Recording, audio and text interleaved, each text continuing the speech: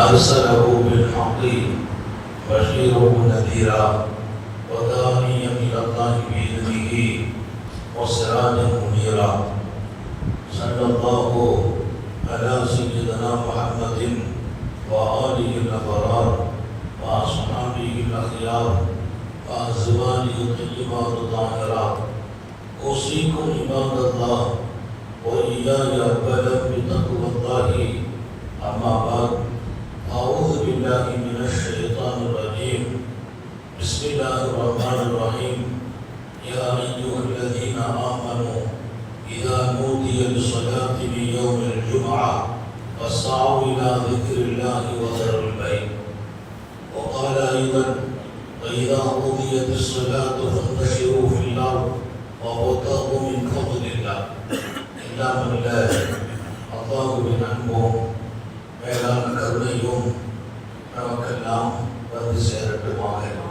நமது உயிரினும் மேலான கண்மணி நபிகள் நாயகம் ஸல்லல்லாஹு அலைஹி வஸல்லம் அவர்களின் அன்பையும் ஷஃபாஅத்தையும் பெறுவதற்கு அல்லாஹ் எல்லோருக்கும் தௌஃபீக் செய்வானாக. வல்ல ரஹ்மான் நமக்கும் நம்முடைய பெற்றோர், மனைவி, மக்கள், குடும்பத்தார் யாவருக்கும் உயிர் உள்ள வரையிலும் உடல் சுகத்தை நசீபாக்கி தருவானாக. மருத்துவமனை கஷ்டம், அதன் சிரமம், செலவுகளில் இருந்து நிரந்தரமான பாதுகாப்பை அல்லாஹ் எல்லோருக்கும் கொடுத்தருள் புரிவானாக. வானம் பூமியினுடைய ஆபத்துகளை விட்டும், முசீபத்துகளை விட்டும், கெட்ட முடிவுகளை விட்டும் நம்மையும் நம் குடும்பத்தையும் பாதுகாத்து அருள் புரிவானாக. அவனுடைய படைப்புகளின் தீங்குகள் அனைத்திலிருந்தும் நம்மையும் நம் சமூகத்தையும் காத்து அருள் புரிவானாக. அல்லாஹ் தன் வான்மறையில் மனித வாழ்க்கையில் மிகவும் உயர்ந்த மனிதர்கள் குறித்து பேசுகிறார். வாழ்க்கை என்பதில் இரண்டு பகுதி இருக்கிறது. அல்லாஹ்வின் அருளை தேடும் அருமையான ஒரு வாழ்க்கை, நம் வாழ்வின் வளத்தை தேடுகிற இன்னொரு வாழ்க்கை. வாழ்க்கையின் வளம், வாழ்வாதாரத்தை தேடுகிற வாழ்க்கை, பொருளை தேடுவது. இன்னொன்று அருளை தேடுவது. பல பேர் பொருளை தேடுவார்கள், அதிலே ஈடுபடுதல், அதில் கூடுதல் கவனம், அதற்காக பெரும் தியாகம், பெரும் முயற்சி, கடந்து நாடு கடந்து கடல் கடந்து போய் சம்பாதிக்கிற மக்களை பார்க்கிறோம், வரவேற்கப்படும். ஆனால் அருளை தேடுவதை விட்டுவிடக்கூடாது. பொருள் தேடும் பல பேர் அருள் தேடுவதில்லை.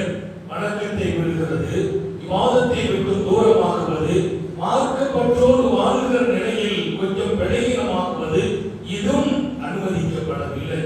பல பேர் வணக்கம், அருளை தேடுகிற வாழ்க்கை, எப்போதுமே விவாதத்து வணக்கமும் வேண்டுதலான நிலை.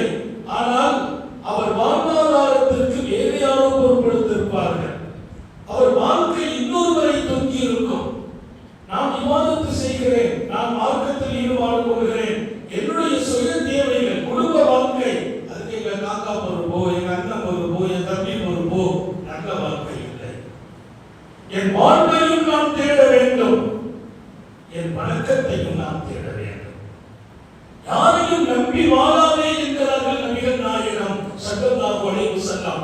பிறர் தயவில் வாழ்வது அவமானம் என்று சொல்கிறார். பிறர் தயவில், இன்னொருவருடைய தயவில் நம்ம வாழ்க்கை போகக்கூடாது. நாம் 4 பேருக்கு உதவுகிறவர்களாக இருக்க வேண்டும். எதுல் உல்யா ஹைரும் என்று சொல்றா, மேலே இருக்கும் கரம் தான் கீழே இருக்கும் கரத்தை விட சிறந்தது. கொடுக்கும் கரம் வாங்கும் கரத்தை விட சிறந்தது. நீ கொடுப்பவனாக வாழு.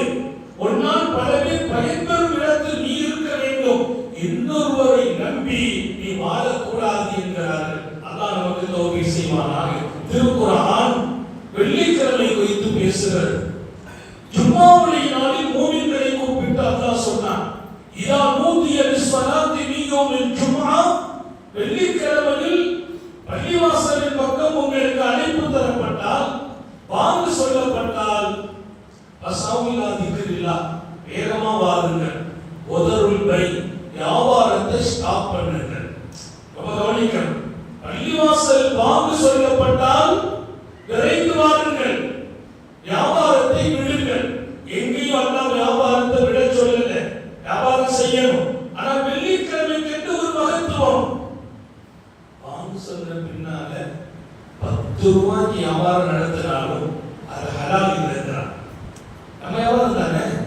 ஒரு கஸ்டமர் நிற்கிறார், ஒரு பொருளை கேட்கிறார், வாங்க சொல்லிட்டாங்க. இல்லம்மா, அதுக்கு பின்னால் நீ கொடுத்த பணத்தை வாங்கின அந்த காசு ஹலால். ஏன்?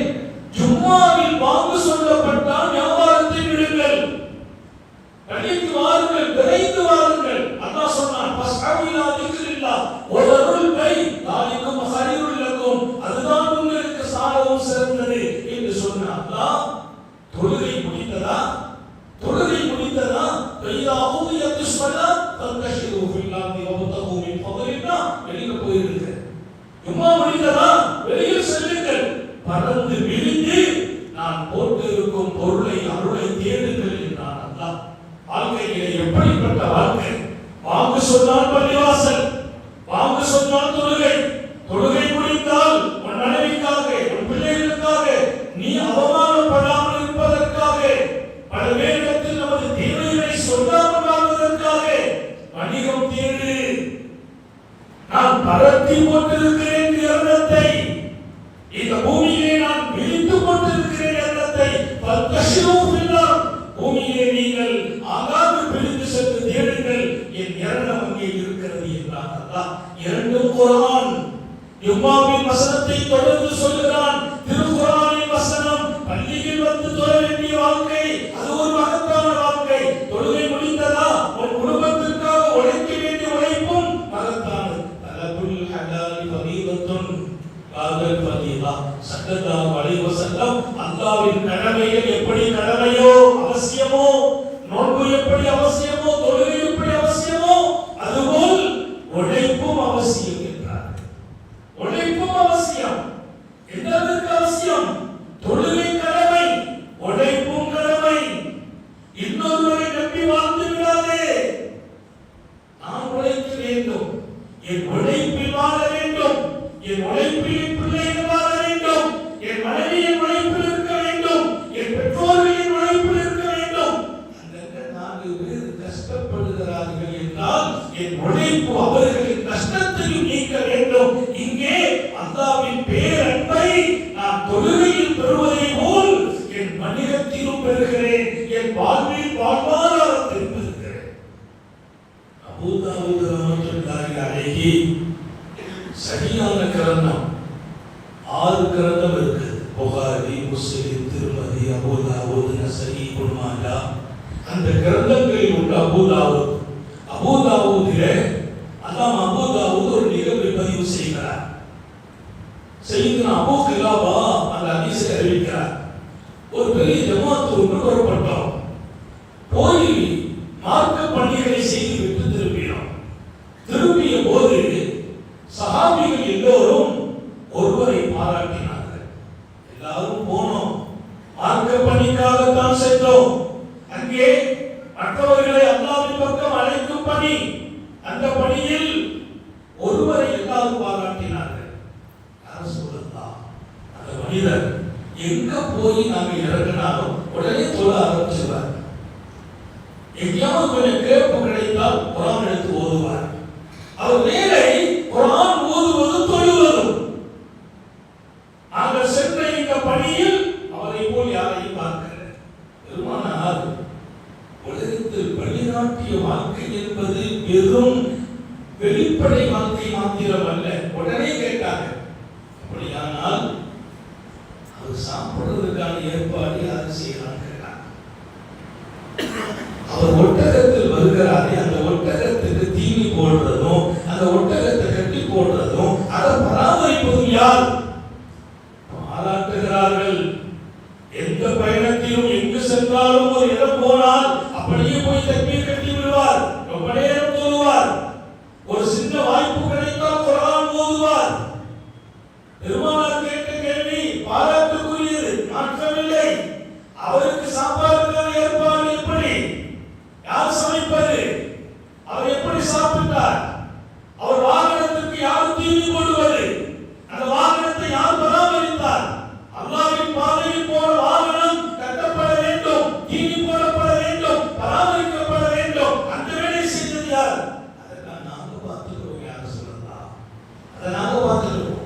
தொழுகையில் இருக்கிறதுனால குர்ஆன் ஓதிக்கிட்டே இருக்கிறதுனால நாங்க அவருடைய வாகனத்தை கண்காணிச்சுக்கிறோம், அவர் சாப்பாடு நாங்கள் ஏற்பாடு செய்கிறோம். குல்லுக்கும் கைரும் மின்ஹு. அபூதாவுது செய்தி, நான் சொல்கிறேன் அவர் அல்ல சிறந்தவர், நீங்கள் அத்தனை பேரும் அவரை விட சிறந்தவர்கள். நீங்கள் அத்தனை பேரும் அவரை விட சிறந்தவர்கள். ஏன்? நீங்கள் தான் வாகனத்தை கவனித்தீர்கள். நீங்கள் தொழவில்லையா?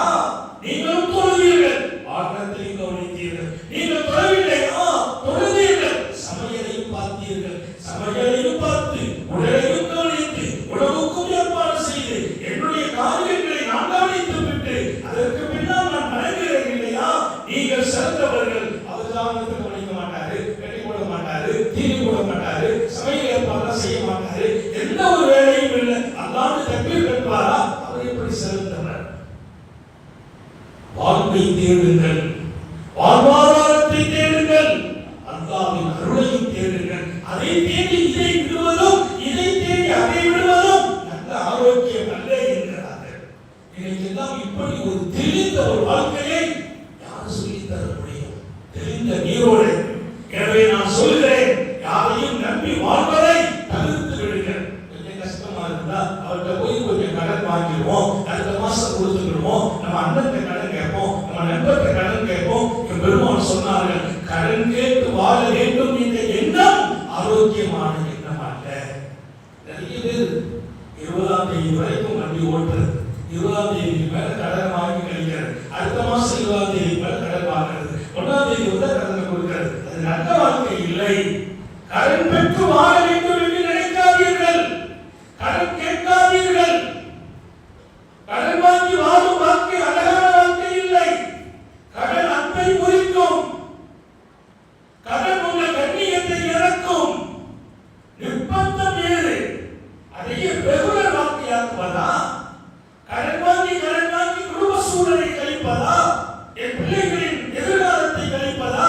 அது ஒரு நல்ல நடைமுறை இல்லை என்று சொல்வதை உத்தமர்கள் தெளிவாகவே சொன்னார்கள். கடன் உங்களின் அன்பை நீக்கும் என்று சொல்வது மாத்திரமல்ல, அல்லாஹும்ம இன்னி அஊதுபிக மினத்தை, யா அல்லாஹ், நான் கடன் வாங்குவதிலிருந்து உன்னிடத்தில் பாதுகாப்பு தேடுகிறேன். என்னை கடனாளியாக ஆக்கி விடாதீரப்பே. நான் நல்ல சம்பாதித்தால் உழைத்தால் கடன் வாங்கும் இடத்துக்கு போக மாட்டேன். இன்னொரு இடத்தில் போய் தேவையை கேட்காதீர்கள். நாளைக்கு மறுமையில் நீங்க வரும்போது முகத்தில் சதை இருக்காதீர்கள். கையேற்றுவீர்களா? முகத்தில் சதை இருக்காது. நாளை அல்லாஹ்வின் தர்பாரில் முகத்தில் சதை இல்லாமல் எழுப்பப்படுவீர்கள். கையேற்றி வாழாதீர்கள். யாரையும் யாசிக்காதீர்கள். யாசிக்கும் வாழ்க்கை அழகான வாழ்க்கை இல்லை. அவர் நல்லா இருக்கிறார், உனக்கு என்ன லாபம்? என் அண்ணன் வெளிநாட்டில் இருக்கிறார், நல்லா சம்பாதிக்கிறார், அல்ஹம்துலில்லாஹ், உனக்கு என்ன லாபம்?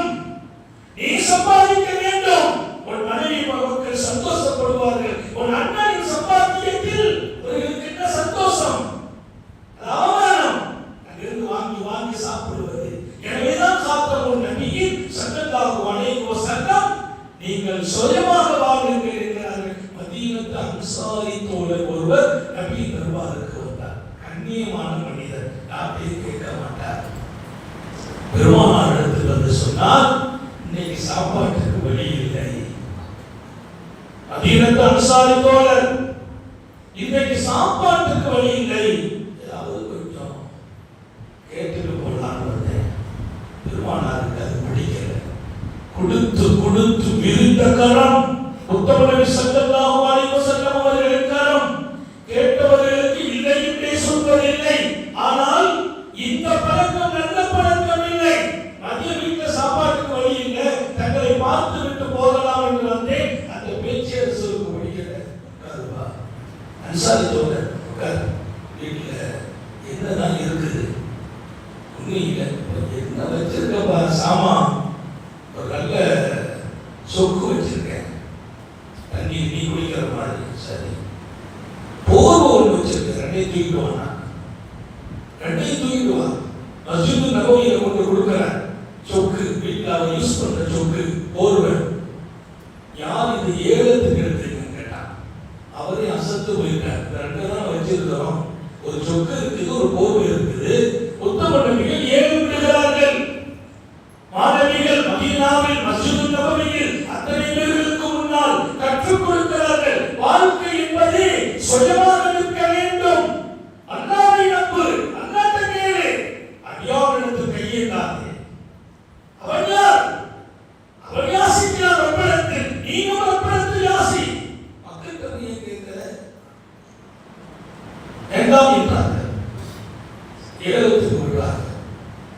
அந்த மக்கையும்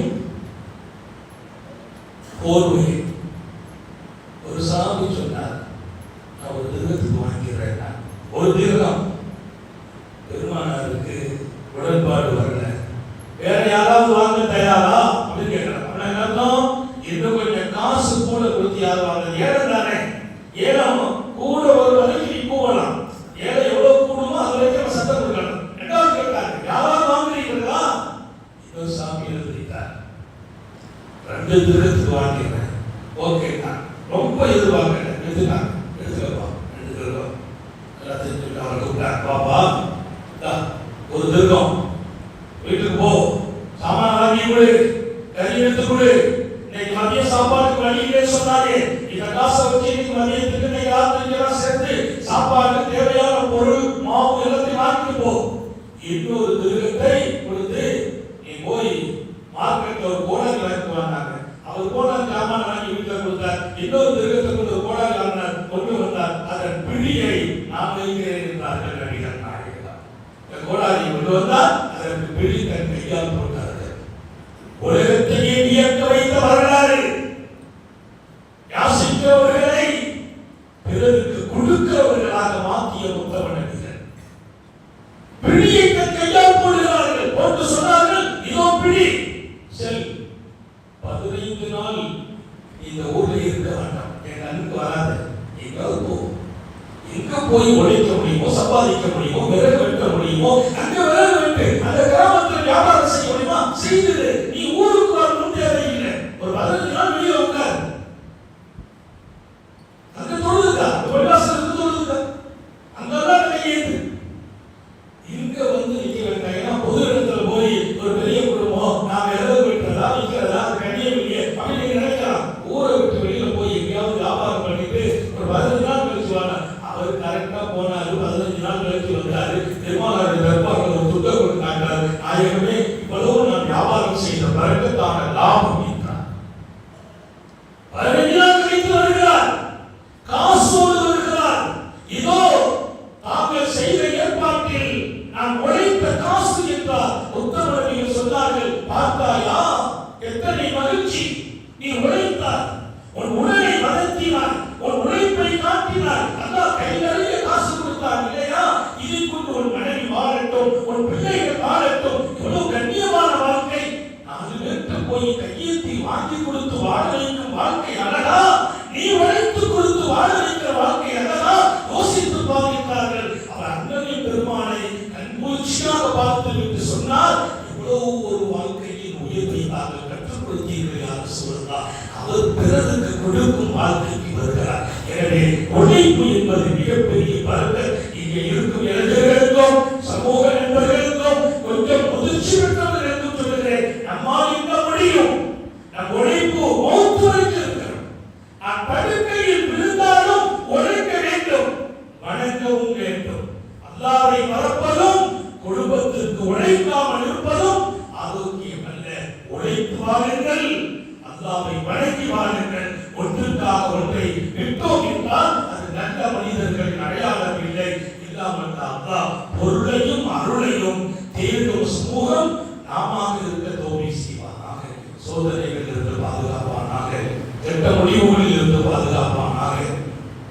நீண்ட நெடிய நாட்கள் நோய் நொடிகள் இல்லாமல் உடல் ஆரோக்கியத்தோடு மனநிறைவோடு இன்பத்தோடு அல்லாஹ்வை நின்று வணங்கி வழிபட்டு வாழும் நசீபையும் பாக்கியத்தையும் எல்லாம் அல்ல அல்லாஹ் உங்களுக்கும் எனக்கும் நம்மை ஈன்றெடுத்த தாய் தந்தையர்களுக்கும் நமது மனைவி மக்கள் உற்றார் உறவினர் யாவருக்கும் கொடுத்தவர் புரிவானாக.